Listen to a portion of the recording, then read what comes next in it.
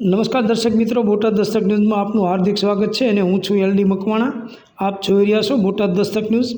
હવે પછીના સમાચાર વિગતવાર. ખ્યાતિકાંડના મુખ્ય આરોપી કાર્તિક પટેલની ધરપકડ. 65 દિવસથી ભાગતો ફરતો ડાયરેક્ટર મોડી રાત્રે અમદાવાદ એરપોર્ટથી ઝડપાયો. જાણો નવ આરોપી ક્યારે કેવી રીતે ઝડપાયા, શું રોલ હતો. ખ્યાતિકાંડમાં છેલ્લા 65 દિવસથી ભાગતો મુખ્ય આરોપી અને હોસ્પિટલનો ડાયરેક્ટર કાર્તિક પટેલની 17 જાન્યુઆરીની મોડી રાત્રે અમદાવાદ એરપોર્ટ પરથી ક્રાઇમ બ્રાન્ચે ધરપકડ કરી છે.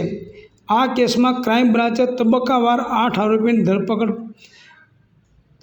ઝડપી પાડ્યા હતા. આ કેસમાં 9મો મુખ્ય આરોપી કાર્તિક પટેલ જ ફરાર હતો, જે એક દેશથી બીજા દેશમાં ભાગતો ફરતો હતો. આખરે ક્રાઇમ બ્રાન્ચે અમદાવાદ એરપોર્ટ પરથી તેની પણ ધરપકડ કરી લીધી છે. હવે આ કેસમાં અનેક ઘટસ્ફોટ થવાની સંભાવના છે.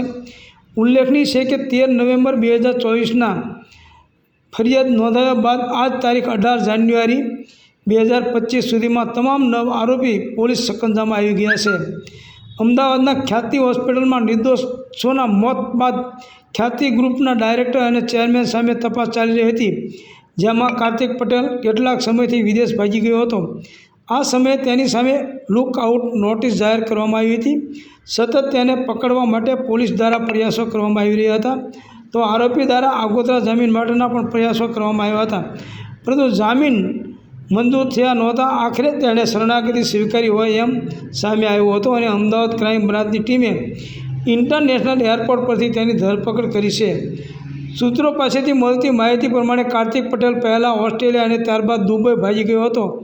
હવે તેને આરોપીની જેમ ક્રાઇમ બ્રાન્ચની કસ્ટડીમાં રાખવામાં આવશે.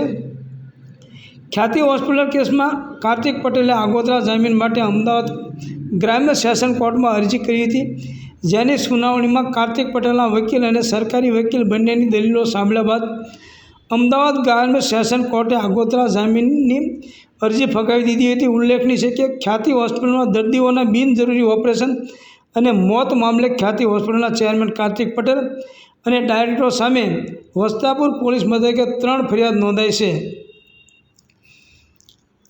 ખ્યાતિકાંડ મામલે રાજ્યભરમાં હોબાળો મચ્યા બાદ સરકાર તરફથી હોસ્પિટલના ડૉક્ટર, ડાયરેક્ટર સહિતના લોકો સામે પોલીસ ફરિયાદ નોંધવામાં આવી હતી. ફરિયાદ નોંધાયાના ગણતરીના કલાકોમાં લોકોના આરોગ્ય સાથે ચેડા કરનાર ડૉક્ટર પ્રશાંત વજીરાણીની ધરપકડ પણ કરી લેવામાં આવી હતી.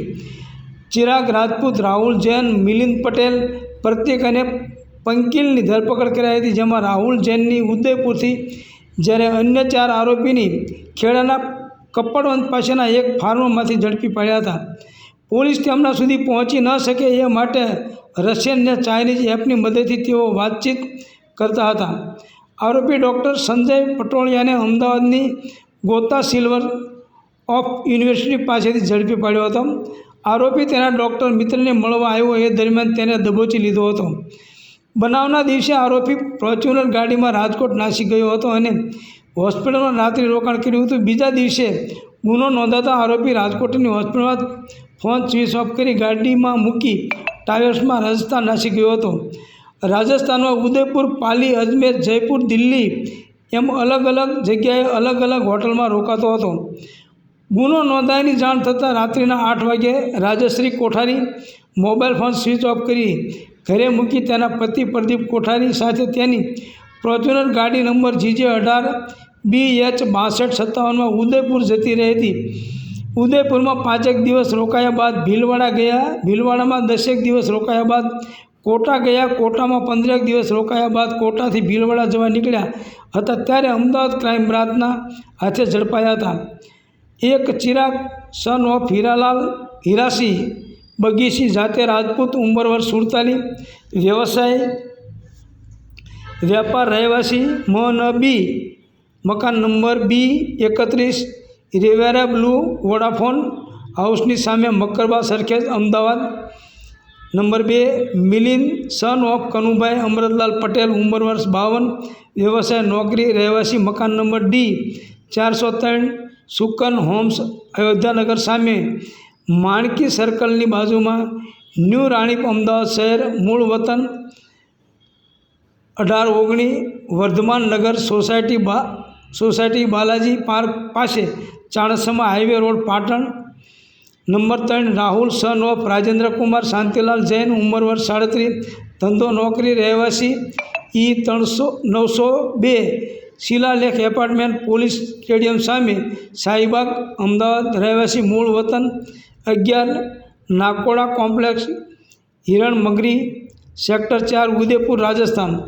Number 4 Pratik son of Yogeshbhai Hiralal Bhatt, ઉંમર વર્ષ 37, રહેવાસી મકાન નંબર 108 મકેરીવાડ, સબીલા હનુમાન મંદિર પાસે, રાયપુર ખાડિયા, અમદાવાદ શહેર, મૂળ વતન ગામ સોનાડા, તાલુકો દહેગામ, જિલ્લો Gandhinagar. 5 number Akil son of Hasmukhbhai Mohanbhai Patel, ઉંમર વર્ષ 47, રહેવાસી E102 Dhananjay enclave, new science city road, Gota, Ahmedabad મૂળ શહેર, મૂળ વતન ગામ ગોઝારિયા, તાલુકો વિજાપુર, જિલ્લો મહેસાણા. 5 આરોપીનો ખ્યાતિકાંડમાં રોલ. ચિરાગ રાજપૂત શરૂઆતમાં મેડિકલ પ્રેઝન્ટેટિવ તરીકે અલગ અલગ ફાર્માસ્યુટિકલ કંપનીઓમાં કામ કરતો હતો, તેમજ અલગ અલગ હોસ્પિટલમાં એડમિન, માર્કેટિંગ, ડાયરેક્ટર, બ્રાન્ડિંગ જેવા હોદ્દા પર કામ કરતો હતો. હાલ તે ખ્યાતિ હોસ્પિટલમાં ડાયરેક્ટર તથા બ્રાન્ડિંગ, માર્કેટિંગ જવાબદારી સંભાળે છે. તેનો માસિક પગાર ₹7 લાખનો છે. આ ગુનામાં દર્દીઓને સ્ટેન્ટની જરૂર ન હોય તો પણ તે આગ્રહપૂર્વક સ્ટેન્ટ મુકાવતો, તેમજ ડૉક્ટરને પણ તેની સૂચના પાલન કરવું પડતું. હોસ્પિટલની કેફલેટ બાબતે સ્ટેન્ટ મૂકવાની પ્રોસિજર સમયે તે હાજર રહેતો. સૌપ્રથમ MR તરીકે VH ભગત કંપનીમાં પાટણ ખાતે નોકરી કરી હતી. બાદ કોરોના મેડિસિન રેમેડીસ કંપનીમાં MR તરીકે તેમજ 2010થી નિધિ હોસ્પિટલ નવરંગપુરા ખાતે માર્કેટિંગ એક્ઝિક્યુટિવ તરીકે જોડાયેલો. 2017માં સાલ હોસ્પિટલ વસ્ત્રાપુર ખાતે જોડાયેલો, જ્યાં ચિરાગ રાજપૂત સાથે મુલાકાત થયેલી. તેની સાથે માર્કેટિંગ એક્ઝિક્યુટિવ તરીકે 2020 સુધી નોકરી કરેલી. 2020માં ચિરાગ રાજપૂતના કહેવાથી એશિયન એરિયાટ્રિક્સ હોસ્પિટલમાં નોકરી પર લાગેલો, જ્યાં માર્કેટિંગ એક્ઝિક્યુટિવ તરીકે 2020 સુધી જોબ કરેલી. આ સમય દરમિયાન તેણે શેર બજારમાં નુકસાન થતાં ઘર પરિવારથી અલગ થયેલા. તેના વિરુદ્ધ નેગો એક્ટ કલમ 138 મુજબના કેસ થયેલો, જેમાં 1 વર્ષ સુધી જેલમાં રહેલો.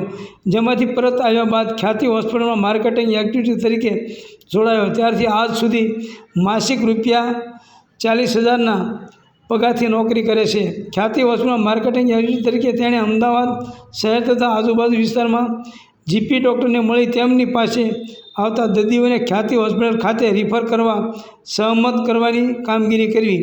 આ ઉપરાંત અલગ અલગ ગામોમાં કેમ્પ કરી હોસ્પિટલ પાસે દર્દીઓ લાવવાની કામગીરી શરૂ કરી. રાહુલ જૈન હોસ્પિટલમાં CEO તરીકે કામ કરે છે. હોસ્પિટલના તમામ નાણાકીય વ્યવહાર તથા ખરીદી કરવી તથા તમામ નાણાકીય વ્યવહારો રાહુલ જૈન કરતો હતો. હોસ્પિટલમાં તમામ ઓડિટો સાથે રહી કરાવતો હતો. ઓડિટોમાં કોઈ ભૂલ હોય તો ડાયરેક્ટરો સાથે મળી સોલ્યુશન લાવતો હતો.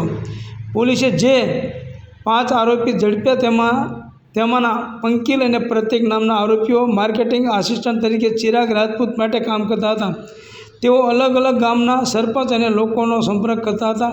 નાની મોટી હોસ્પિટલનો સંપર્ક કરી ખ્યાતિ હોસ્પિટલના દર્દીઓને રિફર કરાવતા અને જે તે ડૉક્ટરને કમિશન પણ આપવાનું કહેતા હતા. ખ્યાતિકાંડ મામલે મેડિકલ બોર્ડની રચના થતાં જ આરોપીઓને ગંધ આવી ગઈ હતી કે તેમની સામે પોલીસ ફરિયાદ નોંધાશે, જેથી ચિરાગ રાજપૂત, મિલિંદ પટેલ અને રાહુલ જૈન અમદાવાદથી ઉદયપુર ચાલ્યા ગયા હતા. ત્યારબાદ પંકિલ અને પ્રતીક પાસેથી તેમની સાથે જોડાયા હતા. રાહુલ જૈન ઉદયપુરમાં જ રોકાયો હતો. એ સિવાયના 4 આરોપી ગુજરાત આવી ખેડાના કપડવંતના ફાર્મમાં રોકાયા હતા. પોલીસે કહ્યું હતું કે આરોપીઓનું લોકેશન ન મળે તે માટે મોબાઈલનો ઉપયોગ કરતા ન હતા. વાતચીત માટે રશિયન અને ચાઇનીઝ એપનો ઉપયોગ કરતા હતા. અમદાવાદના SG હાઈવે પર આવેલી ખ્યાતિ મલ્ટી સ્પેશિયાલિટી હોસ્પિટલમાં 11 નવેમ્બરના રોજ કડીના બોરીસણા ગામના 19 લોકોની એન્જિયોગ્રાફી અને એ પૈકીના 7 લોકોની એન્જિયોપ્લાસ્ટી કરવામાં આવી હતી, જેમાંથી 2 દર્દીના મોત થયા હતા. હોસ્પિટલ પર હોબાળો થયો હતો. ખ્યાતિ હોસ્પિટલના સંચાલકો અને તબીબો દ્વારા PMJAY યોજનાનો લાભ લેવા માટે લોકોને ઓપરેશનની જરૂર ન હોવા છતાં ખોટી રીતે કરી નાખતા હતા હોવાનું સામે આવ્યું હતું. આ મામલે ફરિયાદ નોંધાયા બાદ પ્રથમ તમામ લોકોના ઓપરેશન કરનારા ડૉક્ટર પ્રશાંત વજીરાણીની ધરપકડ કરવામાં આવી હતી. તેના રિમાન્ડ પૂર્ણ થતાં તેને જ્યુડિશિયલ કસ્ટડીમાં મોકલાયો હતો. એ બાદ ક્રાઇમ બ્રાન્ચે એક બાદ એક એમ 7 લોકોને દબોચી લીધા છે. જ્યારે બે આરોપી રાજશ્રી કોઠારી અને કાર્તિક પટેલ ફરાર હતા, જેમાં ક્રાઇમ બ્રાન્ચે રાજશ્રી કોઠારીની 32 દિવસ બાદ રાજસ્થાનની ધરપકડ કરી હતી. તો આજે 18 જાન્યુઆરીએ છેલ્લા અને મુખ્ય આરોપી કાર્તિક પટેલની પણ ક્રાઇમ બ્રાન્ચે અમદાવાદ એરપોર્ટ પરથી ધરપકડ કરી છે. ખ્યાતિકાંડ મામલે